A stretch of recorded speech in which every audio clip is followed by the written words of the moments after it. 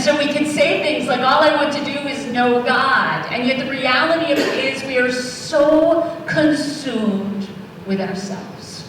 We are so consumed with what we want and what we need and what we think God should be doing. We are consumed with our own comfort.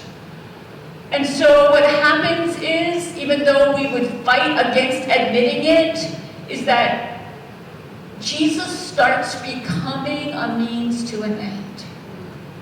He starts becoming the way we get what we want. And it can't be. It can't be.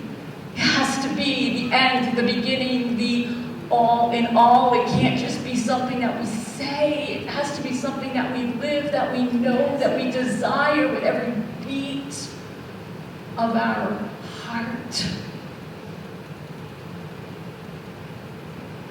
The way I believe that we start to let Him be what and who we want, how we start to let Him be our heartbeat, is to start laying down our hopes, our expectations, the things we think He should do, and simply, which is not simply at all, get to know Him.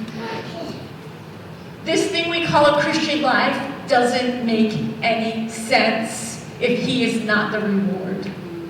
What sense is there in denying ourselves and taking up our cross and following Him if He is not the point of all of it?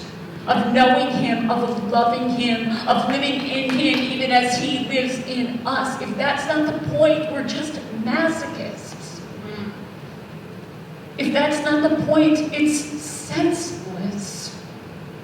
If that's not the point, why don't we just eat and drink and be merry, for tomorrow we'll die?